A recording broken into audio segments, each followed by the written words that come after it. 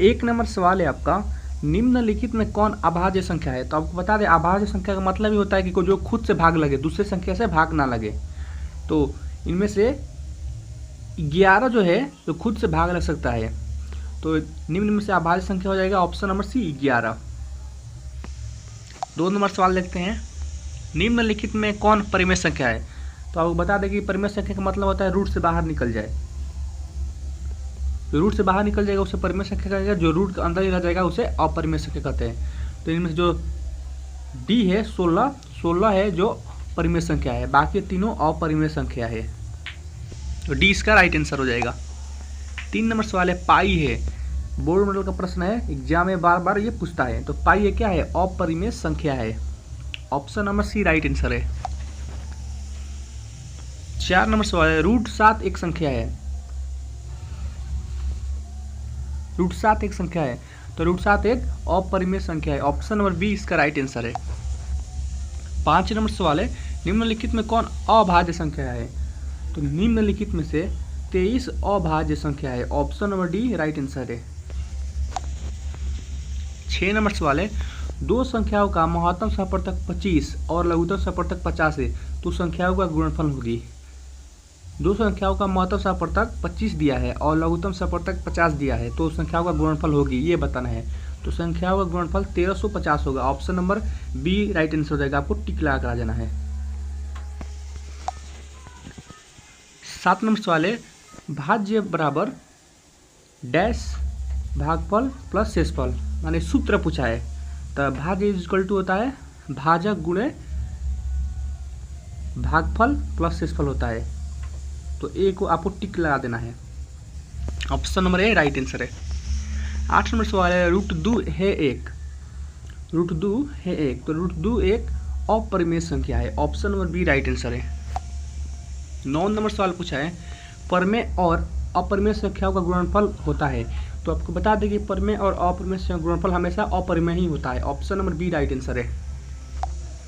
10 number सवाल पूछा है, दो परिमेय संख्याओं के बीच परिमेय संख्या होती है।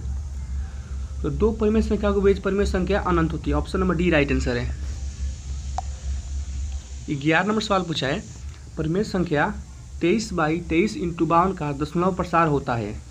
परिमेय संख्या 23/23 × 52 का दशमलव प्रसार होता है, तो इसका दशमलव प्रसार होगा अशांत।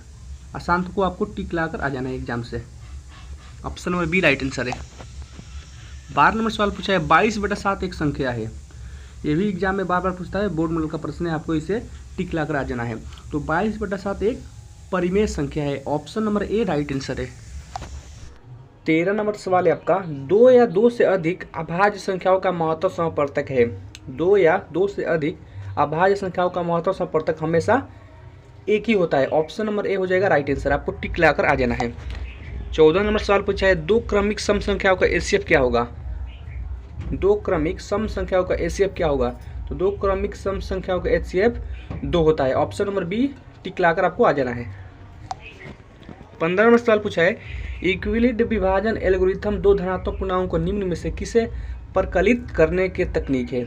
इक्विलिड विभाजन एल्गोरिथम दो धनात्मक पूर्णांकों के निम्न में किसे परकलित करने की तकनीक है। तो महत्तम समप्रतक को परकलित करने की तकनीक है, option number B right answer हो जाएगा।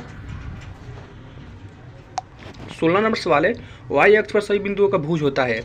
तो वाई अक्ष पर सभी बिंदुओं का भुज हमेशा 0 होता है, option number B right answer हो जाएगा। 17 नंबर सवाल है, किसी वृत्त को दो अलग अलग बिंदुओं पर प्रतिच्छेदित करने वाली रेखा को कहते हैं। किसी वृत्त को दो अलग अलग बिंदुओं पर प्रतिच्छेदित करने वाली रेखा को कहते हैं, तो छेदक रेखा कहते हैं, ऑप्शन नंबर बी इसका राइट आंसर हो जाएगा। 18 नंबर सवाल है, यदि थीटा इक्वल टू 90 डिग्री है तो sine theta minus cos theta equal to होगा। यदि थीटा इक्वल टू 90 डिग्री है तो sine theta minus cos theta का वैल्यू होगा, ये बताना है। तो उसका वैल्यू एक हो जाएगा, ऑप्शन में देखिए एक, तो आपको टिक लाकर आ जाना है। 19 नंबर सवाल है, अभाज्य संख्याओं का महत्तम समप्रतक होता है। तो अभाज्य संख्याओं का महत्तम समप्रतक 1 होता है, option number B right answer हो जाएगा।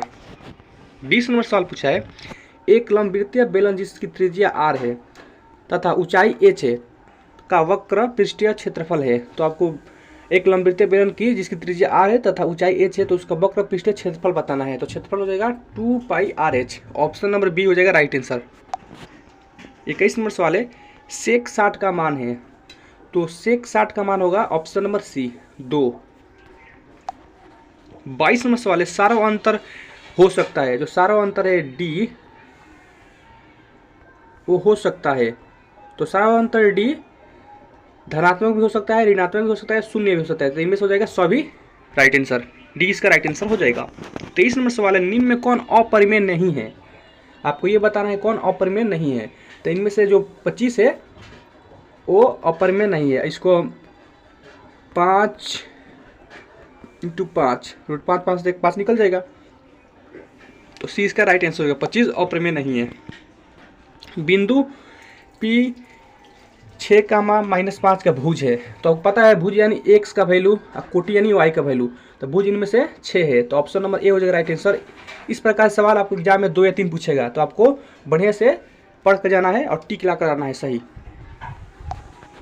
25 नंबर सवाल है एक द्विघात समीकरण का घात होता है, एक द्विघात समीकरण का घात होता है, तो एक द्विघात समीकरण का घात 1 होता है। ऑप्शन नंबर बी इसका राइट आंसर हो जाएगा। 26 नंबर सवाल है वर्ग अंतराल के मध्य बिंदु को कहते हैं, वर्ग अंतराल के मध्य बिंदु को कहते हैं, तो वर्ग अंतराल के मध्य बिंदु को माध्य कहते हैं। ऑप्शन नंबर सी इसका राइट आंसर हो जाएगा। 27 नंबर सवाल है संचयी बरमवार्ता वक्र का दूसरा नाम क्या है, ये बोर्ड मॉडल का प्रश्न है, आपको इसे याद कर लेना है, पूछ सकता है। तो संचयी बरमवार्ता का वक्र का दूसरा नाम तोरण है। ऑप्शन नंबर ए इसका राइट आंसर हो जाएगा। संचयी बराबरता वक्र का दूसरा नाम तोरण है, option number A right answer हो जाएगा। सूत्र से बहुलक प्राप्त करने के लिए वर्गों की लंबाई होनी चाहिए, सूत्र से बहुलक प्राप्त करने के लिए वर्गों की लंबाई होनी चाहिए, तो समान होनी चाहिए। ऑप्शन नंबर ए इसका राइट आंसर हो जाएगा। 29 नंबर सवाल पूछा है अधिकतम बरमवार्ता वाला चरमान कहलाता है, जो अधिक बार बरमवार्ता वाला चरमान होता है वो क्या कहते हैं, तो उसे हम लोग बहुलक कहते हैं, जो अधिक बार आता है, तो सी उसका राइट आंसर हो जाएगा। 30 नंबर सवाल पूछा है 3, 5, 4, 3, 2, 3, 1, 3 का बहुलक है, तो बहुलक मतलब होता है जो बार बार इस संख्या में आया हो। तो आप देख लीजिए कौन आया है, 3 देख लीजिए, 3 एक बार, 2 बार, 3 बार, 4 बार आया है, 5 एक बार आया है, 4 भी एक बार आया है, 2 भी एक बार आया है, 1 भी एक बार आया है, तो जो 3 है वो 1, 2, 3, 4 बार आया है, तो बहुलक हो जाएगा जो बार बार आता है, आप बता ही दिए, तो 3 इसका राइट आंसर हो जाएगा। Option number D. इस प्रकार से सवाल 1 से 2 पूछता है हमेशा एग्जाम में, तो आपको 2 से 3 नंबर क्लियर हो जाएगा ऐसे ही, तो आपको डी टिक लगा देना है, ऑप्शन नंबर डी 3। अगर आप चैनल पर पहली बार आए चैनल को सब्सक्राइब कर ले, वीडियो को लाइक करें, शेयर करें। मिलते हैं कौन है वीडियो के साथ, तब तक के लिए जय हिंद, वंदे मातरम।